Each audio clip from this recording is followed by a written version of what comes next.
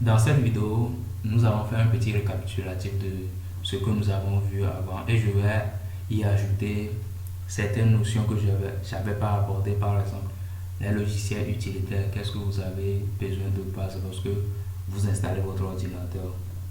Et nous allons voir quelques conseils aussi sur l'utilisation des logiciels. Sans plus tarder, nous allons directement commencer. Je vais aller dans l'explorateur de fichiers. Ce que je voudrais vous montrer ici, ce sont les flèches qui sont ici. Il y a certaines choses que je vais utiliser dans la vidéo, mais je ne vais pas en parler parce que c'est juste des réflexes ou bien je n'ai pas le temps d'en parler, sinon la vidéo serait un peu trop longue. Je vais entrer dans le programme de certains dossiers vides. Maintenant, ce que je voudrais vous montrer, c'est le retour en arrière si vous voulez venir en arrière. Lorsque vous appuyez ici, vous revenez en arrière. Ça peut être utile aussi. Et lorsque vous appuyez sur cette flèche, ça vous permet de revenir en arrière aussi. Une dernière chose que je voudrais vous montrer, c'est lorsque vous appuyez, vous sortez le menu, vous venez sur propriété. C'est de cacher vos données, c'est-à-dire les logiciels ou bien les fichiers que vous utilisez, vos dossiers, cacher l'ensemble pour que les autres n'aient pas accès à ça. Il suffit seulement de venir lorsque vous êtes dans le propriété, cliquez sur cacher. Maintenant, vous allez appuyer sur OK. Maintenant, il vous demande, pour la première option, c'est est-ce que vous ne voulez cacher que le dossier? Dans la deuxième option, ça vous demande si vous voulez cacher aussi les éléments qui sont dedans. Et la différence entre les deux, c'est que pour le premier, si vous cachez que le dossier, si il arrive que vous rendez le dossier visible, tous les éléments qui sont contenus dedans seront visibles. Mais dans la deuxième chose, plutôt je voulais dire deuxième option, vous cachez tout l'ensemble, les fichiers seront eux-mêmes cachés. Lorsque vous copiez ça pour quelqu'un, ce sera toujours caché. Vous n'avez pas forcément besoin de déplacer l'ensemble du dossier. Mais j'ai pas besoin de tout ça, simplement cacher le dossier, ça me va. Parce que et vous voilà. Vous voyez, ça a complètement disparu. C'est aussi simple que ça de cacher les dossiers. Maintenant, si vous voulez les réafficher, il vous suffit seulement de venir dans affichage et vous allez choisir et vous allez cocher cette option élément masqué, puis ça va réapparaître.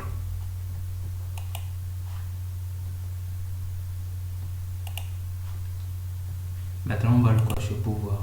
Maintenant, vous voyez, ce sont des éléments que j'avais cachés. Ils apparaissent, mais c'est un peu flouté. Ça devient à peu près transparent. Donc, pour différencier les dossiers cachés et des dossiers visibles. Maintenant, pour le rendre normal, bien le réafficher, vous pouvez l'utiliser de cette façon. Lorsque vous cochez sur éléments masqués, vous pouvez directement les utiliser de cette façon. Mais si vous voulez les rendre visibles à nouveau, il suffit seulement de décocher. Et c'est visible à nouveau. Maintenant, si j'y vais dans l'affichage, je l'enlève. Les autres ont disparu, mais le programme est toujours ici parce que je ne l'ai plus caché. Donc, c'est une chose qu'il est important de connaître pour au moins avoir un certain sentiment de sécurité. Parce que si vous êtes plusieurs à utiliser un même ordinateur, ça devient vite nécessaire. Mais il y a aussi des logiciels pour le faire. Donc, si vous voulez pousser ça, utilisez les logiciels. C'est plus intéressant. Et ça vous permet même de coder l'ensemble. Maintenant, qu'est-ce que je voudrais encore vous montrer? J'ai parlé des programmes. Ah ouais, les programmes utilitaires, c'est-à-dire ceux que vous aurez besoin. Premièrement, vous avez besoin d'un décompresseur, ou bien d'un compresseur de fichiers. C'est Panzi que moi j'ai pour habitude d'utiliser. Sinon, il y a WinRAR et autres. Vous pouvez utiliser WinRAR, 7zip, il y en a beaucoup.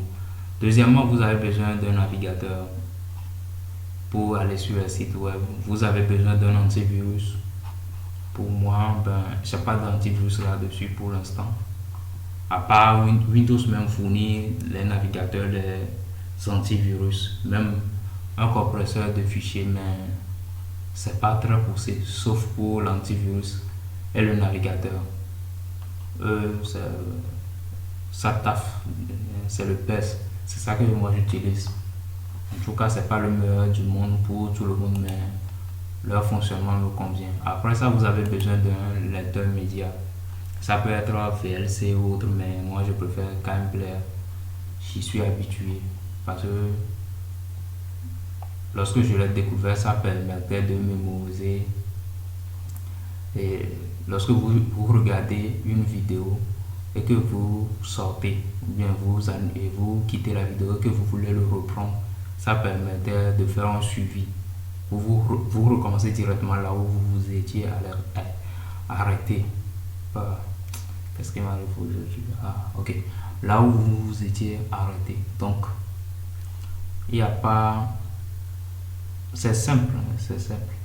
Maintenant, qu'est-ce qu'il y a aussi à montrer comme programme utilitaire? Ok. Dans le groupe Telegram plutôt, je posterai les autres listes des applications que moi-même je trouve nécessaires pour un bon fonctionnement et une simplicité d'utilisation de l'ordinateur. Maintenant, j'ai pas trop d'idées sur... Ok, il faudra voir si je peux vous montrer quelque chose d'intéressant dans les paramètres. Voyons. La majorité des éléments ici. Les mises à jour. C'est aussi important lorsqu'on parle de Windows et de programmes. En fait, les mises à jour, vous pouvez le faire si ça vous intéresse ou bien si ça ne vous intéresse pas, mais généralement c'est automatique. Vous ne pouvez pas l'arrêter ou bien à moins de forcer le système, c'est automatique. Vous voyez, ça me demande si je voudrais passer à Windows 11. Je sais que ma machine ne peut pas le supporter. Je l'avais déjà installé dessus, mais bref, j'ai pas eu les meilleurs résultats, ce que j'espérais. Mais quand même, ça t'a fait bien. Ça t'a fait vraiment bien. Si vous voulez faire des mises à jour, il suffit seulement de cliquer sur rechercher et ça va lancer les mises à jour. Donc c'est aussi simple que ça. Maintenant, nous allons... Désolé si vous attendez un bruit de moto. Donc, j'ai déjà fait le tour. C'est à peu près les bases qu'il faut connaître. Les autres, vous allez les apprendre au fur et à mesure que vous allez utiliser l'ordinateur. Vous allez tout apprendre. Donc, il n'y a pas trop de soucis à se faire. Je me répète, mais c'est simple. Maintenant, tout ce que vous allez... Si vous avez d'autres questions, bien des points que vous voudrez que j'aborde, écrivez-les juste dans les commentaires et on va en parler. Donc je vous laisse ici pour ce module, c'est déjà la fin. Donc prochainement nous allons attaquer l'internet. Nous allons passer à l'utilisation de l'internet. Si vous avez aimé, n'hésitez pas à mettre un pouce bleu, à partager et à vous abonner aussi. Parce que ça va aider les autres et ça va beaucoup m'aider aussi. Donc à la prochaine pour d'autres astuces.